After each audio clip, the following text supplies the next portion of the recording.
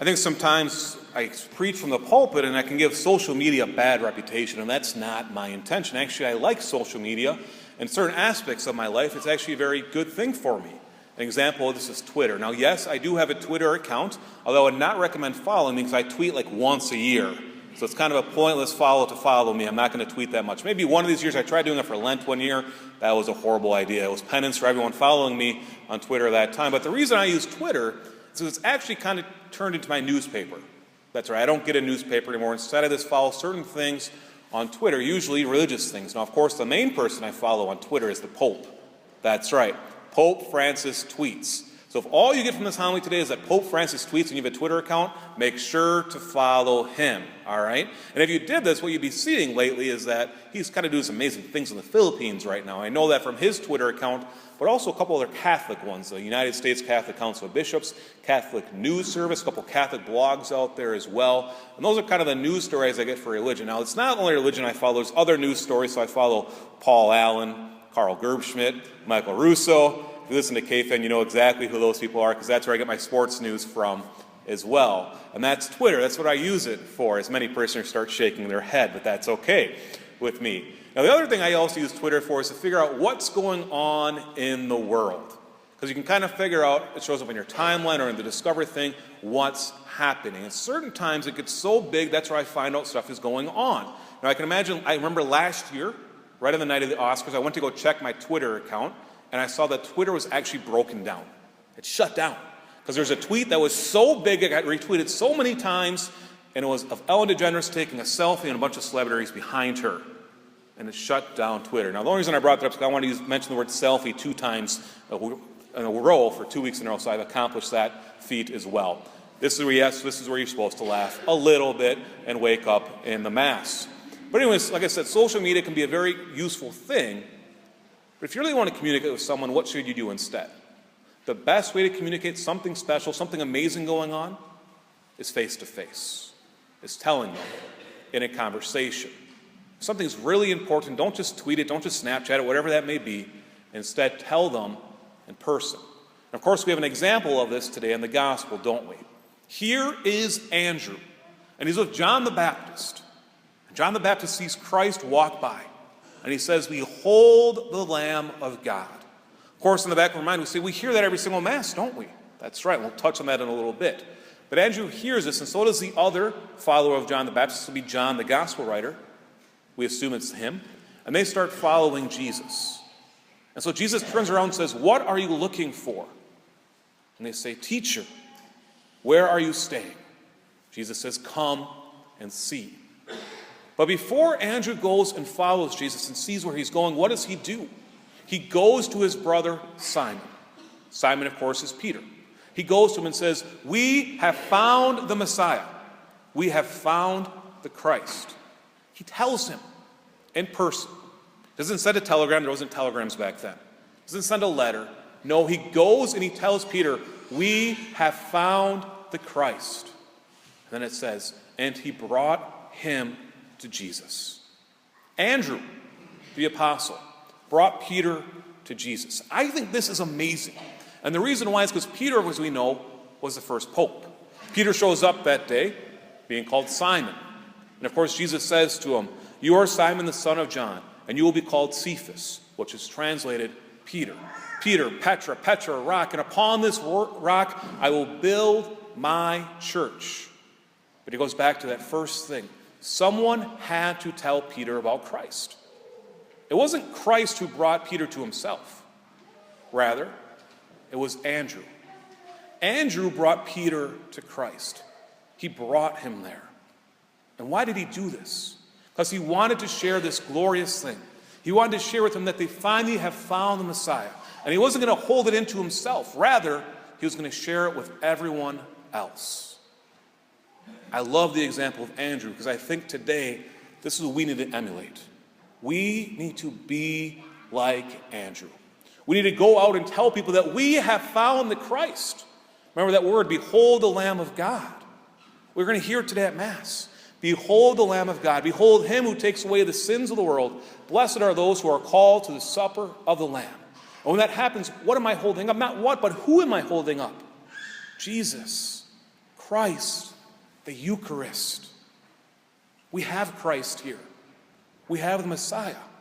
And if we truly believe this, that Christ is here, Jesus Christ, truly present in the body and blood and the Eucharist, what should we do with this?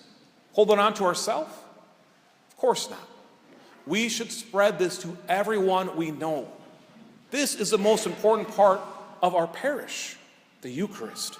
Jesus Christ is here. So he is the source and summit. And we know everything is centered around him. But I also think there's something more going on in this parish as well. Not greater, because you can't be greater than Christ, right? But there's something more going on here.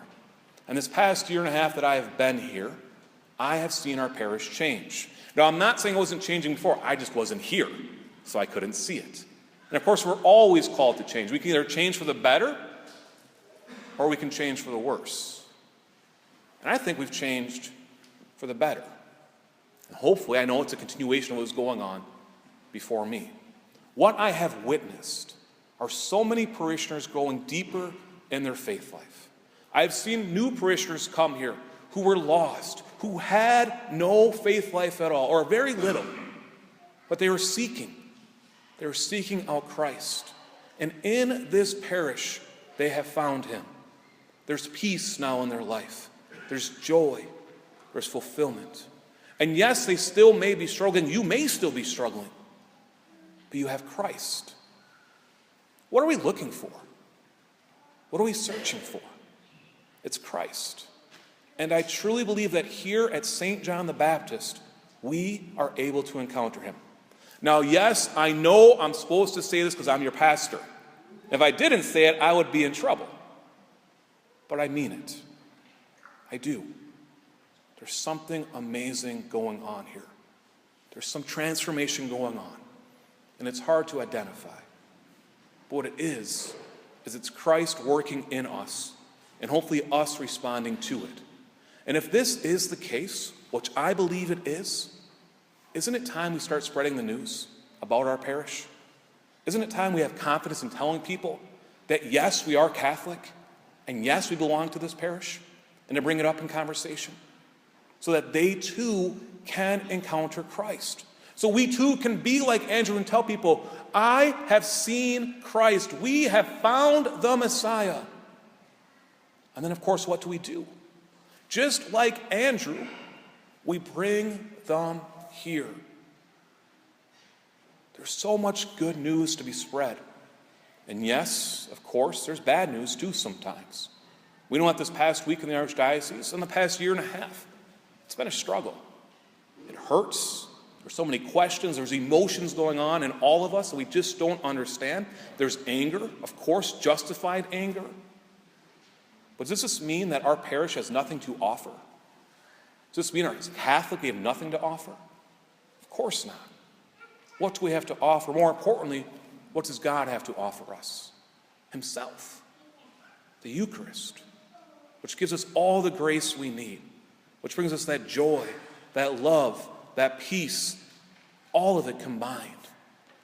And we have to spread this to everyone we know. How do we do this? How do we act like Andrew? It's very simple. We tell people what's going on. Let's get a practical example real quick.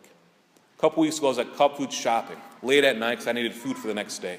Guess there wasn't school lunch or something, I don't know. But I needed to go shopping, and there I was in the grocery line, checking out, and I heard someone else on the phone. They didn't go to our parish. I think they went to Luther Parish. I don't know. But I heard him on the phone. And it was interesting listening to the conversation. I wasn't eavesdropping, he just talked really loud. And he said, yeah, I just left church. I was at a Bible study. You could tell by looking at the person, he wasn't exactly your typical Christian. And the person on the phone, it wasn't like he told him, I always go to Bible study. He said, yeah, we're checking it out. It's the first time we've done this. It was kind of cool. You ever told people on the phone what you did on Sunday morning? You came to adoration, maybe? You ever tell people on the phone, yeah, I just got done praying? Whatever it may be. Why do we struggle sharing our faith? Why do we do this? We have to pray to God for courage to follow the example of Andrew. If we truly believe that this parish has something amazing going on, and I think we all do, there's a reason you hear Sunday after Sunday after Sunday, it's time.